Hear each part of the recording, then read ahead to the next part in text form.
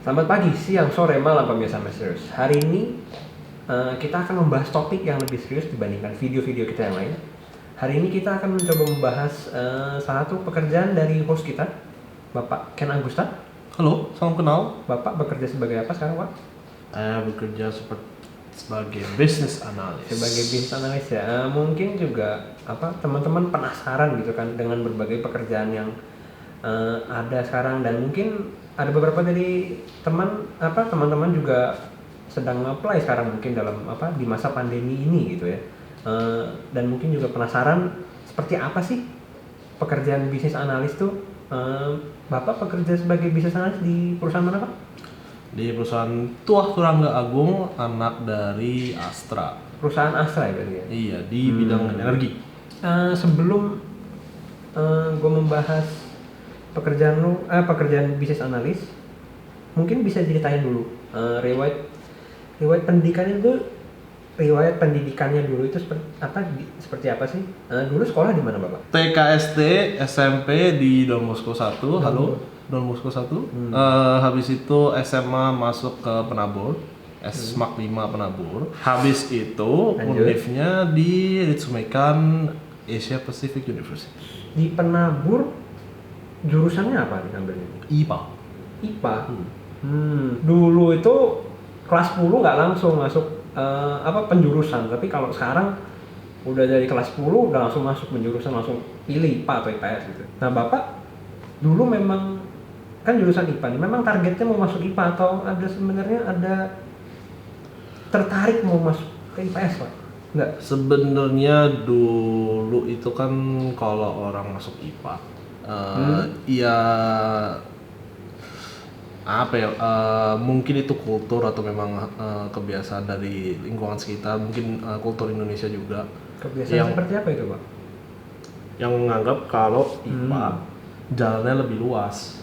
Jadi IPA pun bisa mengambil major di university yang berbasis IPS. Tapi kalau masuk IPS belum tentu bisa masuk ke major yang berbasis IPA. Jadi maksudnya science nge-cover all. Terus kalau boleh tahu pasti ya harus kasih tahu. Terima kasih. Univnya di mana? Univnya tadi Ritsumeikan Asia Pacific University. Itu letaknya di mana? Di mancanegara? Tidak, letaknya ada di Jepang. Ada di Jepang ya. Kenapa tidak kuliah di Indonesia saja? Cinta Indonesia? Enggak bukan begitu. berarti bukan berarti begitu ya, maksudnya bukan berarti gua tidak aja jiwa nasionalisme. Buktinya gua balik. Bukan itu juga sih alasannya, tapi poin yang penting.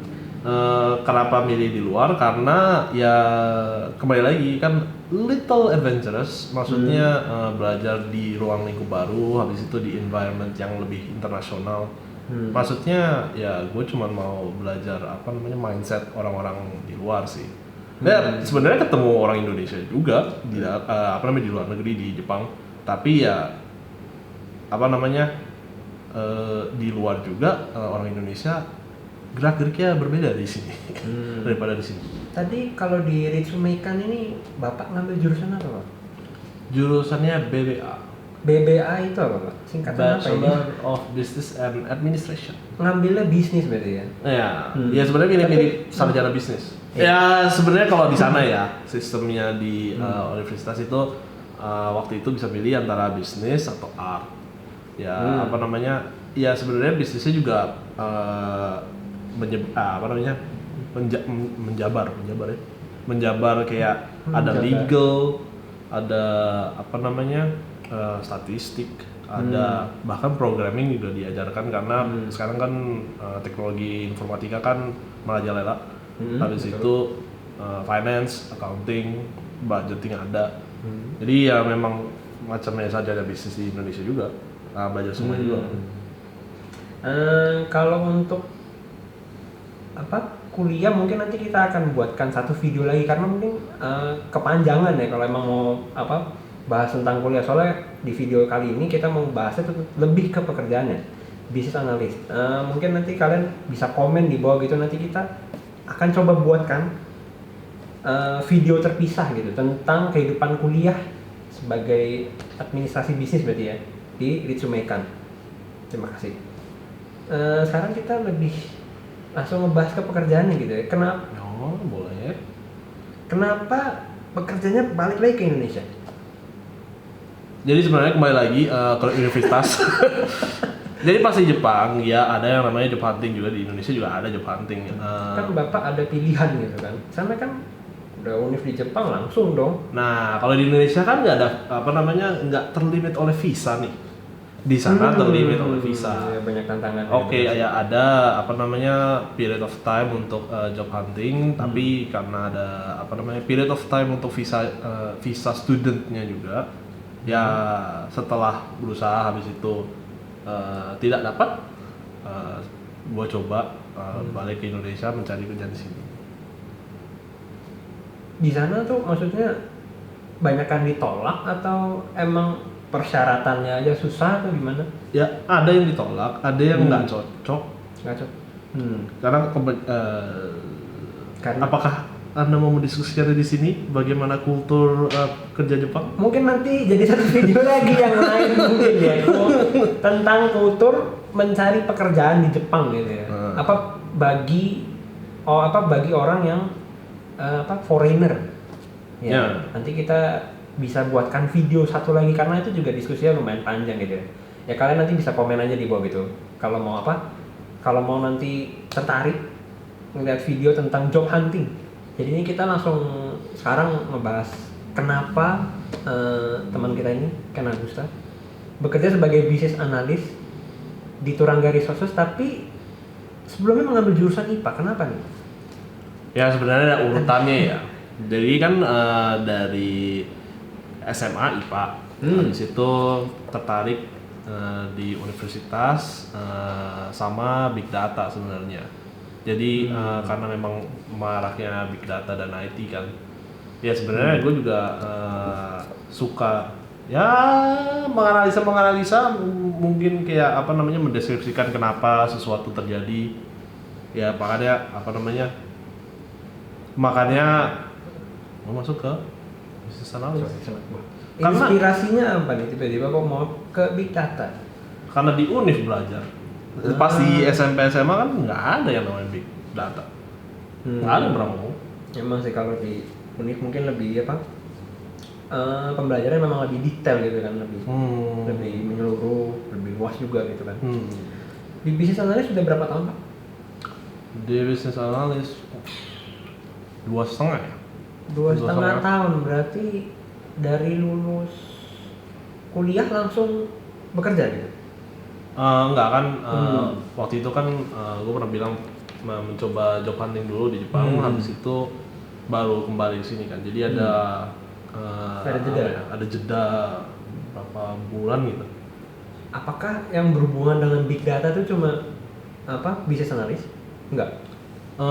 Enggak juga, maksudnya seperti gue boleh ngomong nama kan di sini? Boleh, silakan aja. Kayak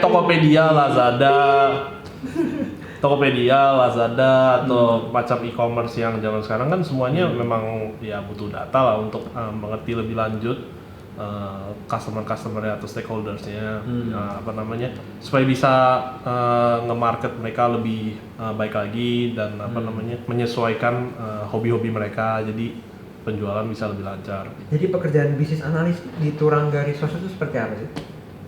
Seperti namanya bisnis analis, berarti menganalisa bisnis. Sebenarnya berbeda-beda ya, tergantung di perusahaannya di mana. Ada yang memang bisnis analis pekerjaannya hanya menganalisa data, tapi kalau di gue sendiri bisnis analis itu sebenarnya update market. Jadi misalkan kan saya lagi kerjanya di energi fosil nih, batu bara. Nah misalkan ada kejadian-kejadian seperti sedang COVID, habis itu efeknya kayak gimana, kayak misalkan langsung jelasin aja ya, kayak kalau misalkan boleh. Misalkan sekarang China GDP-nya sekarang tinggi sekali. Contohnya. Kenapa? Apa efeknya ke perusahaan?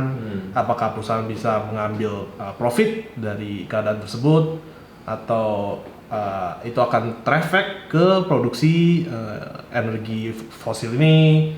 Nah, jadi ya sebenarnya tumpang tindih juga dengan divisi seperti divisi marketing dan sales.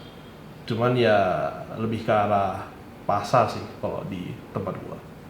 Misalkan mengetahui keadaan pasar, bisa tahu kalau misalkan komoditas kan ada yang namanya indeks. Sebenarnya harga untuk batubara atau harga untuk misalkan minyak, harga untuk ya macam-macam lah komoditas. Jadi kayak misalkan pasar kan fluktuatif ya. Ya sama seperti saham fluktuatif juga.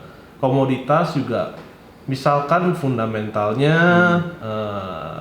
lagi banyak orang yang mau nih batu bara, ya tentu saja harganya akan naik. Sama aja kayak misalkan sekarang yang susu beruang lagi itu kan lagi banyak ya, benar-benar. habis itu harganya ya mungkin bisa dinaikkan lah sama perusahaannya, tergantung. Nah kalau pasar ya memang naturnya saja. Jadi lebih ke menganalisis indeks sama memprediksi juga mungkin. Ya, jatuh-jatuhnya akan memprediksi harga tersebut kemana, habis itu perusahaannya bisa ngapain dengan data tersebut. Sebenarnya tuh di bisnis analis tuh ada nggak sih ilmu yang kepake dari Ritsu Meikan jadi dari Uniflu yang sebelumnya tuh ada nggak sih yang kepake, ada nggak sih yang berguna sebenarnya gitu loh? Atau semuanya apakah ditinggalkan atau apakah logikanya saja yang terbawa? Iya. Atau mungkin cuma mindset aja gitu. Iya, oke. Jadi yang paling banyak dipakai ya statistik ya. Misalkan, bukan misalkan sih, cara membaca grafik. Habis itu grafiknya mungkin akan ke bawah atau ke atas. Itu kan memang ada pembelajarannya yang lebih in depth yang mungkin gue nggak bisa jelasin di sini. Tapi ya contohnya misalkan korelasi antar data. Nah misalkan korelasi demandnya naik, habis itu korelasinya sama supply mungkin. Contoh gampangnya Bear Brand naik, korelasi sama COVID apa sih? Nah itu maksudnya yang begitu kan ya gue udah pelajarin in depth. Nah itu yang biasa dipakai kalau untuk bisnis analis. Karena pekerjaannya juga back office ya. Untuk bisnis analis. Ya lebih ke back office kan. Ya ada juga. Nah ini yang menarik sebenarnya. Di perusahaan-perusahaan kan berbeda kan. Maksudnya bisnis analis di perusahaan ini dan perusahaan ini berbeda. Kalau misalkan di tempat gua itu kadang-kadang juga harus ke lapangan bisnis analisnya. Jadi maksudnya tumpang tindih marketing dan sales. Jadi kadang-kadang harus berkomunikasi dengan third party atau customer. Kadang-kadang juga harus ke lapangan kan. Misalkan batu bara kan ya ada tempat-tempat penyimpanannya ya. Nah sama itu juga butuh data market. Ada yang lain nggak sih? Ada yang lain. Nggak lebih kayak itu ya kayaknya. Kayak misalkan yang tadi gue bilang kan tumpang tindih ya sama maksudnya bukan berarti hanya berhubungan dengan data pasar, bisa juga dengan data perusahaan. Perusahaan kan juga ada sales. Per tahunnya berapa?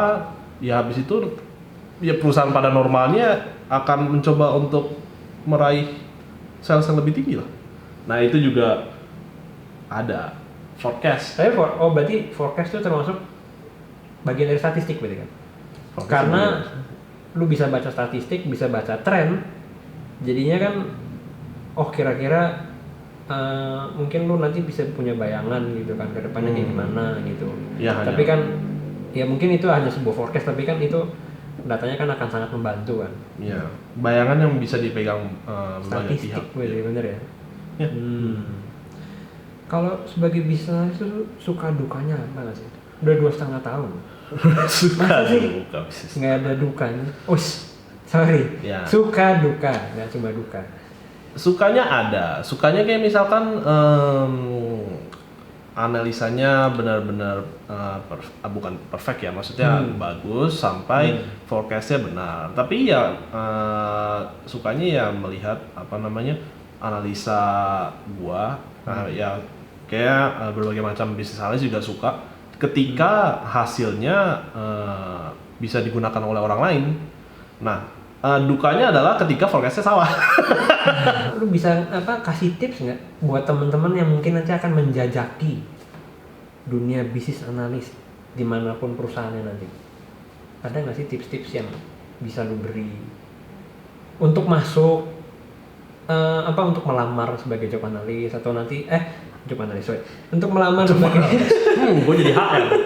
jadi HRD untuk melamar sebagai bisnis analis ataupun nanti ketika mereka sudah bekerja sebagai bisnis analis. Coba bagaimana? Mungkin ada dua, singkat saja. Seperti yang guru fisika gua pernah bilang, Anda itu pasti salah atau mungkin benar. Jadi di dalam forecast itu ya kemungkinan salah itu besar sekali ya. Kayak misalkan lu punya variabel-variabel tapi nggak lengkap variabelnya, tapi lu kira udah lengkap. Nah, lu akan membuat forecast yang kurang. Forecast yang kurang? Iya. Tapi menurut lu udah lengkap. Nah, itu salah satu yang harus diwaspadai lah jika ingin menjadi bisnis analis. Anggapannya adalah selalu forecast Anda kurang sesuatu. Jadi mencari data yang lebih banyak. Nah, yang kedua, kadang akan terasa bahwa kayak misalkan masuk ke perusahaan ataupun organisasi menganalisa itu all burden on your shoulders. Maksudnya Anda yang menuntun perusahaan itu setiap divisi akan hancur atau tidak. Nah, ya lebih bagus kalau misalkan lebih komunikatif. Jadi mencari tahu lebih dalam divisi misalkan marketing atau divisi budget atau ya divisi-divisi lainnya mengenai data-data mereka juga. Jadi nggak miskomunikasi di dalam perusahaan atau organisasi. Yang terakhir nih, yang paling berasa sekarang kan di 2020 sama 2021. Oke. Before COVID, after COVID, itu rasanya gimana sih bekerja sebagai bisnis analis? Soalnya pertanyaan itu sebelum yang ini. Oh iya, sebelum yang ini mungkin Kan sebelum yang ini maaf karena barusan penutup. Ya.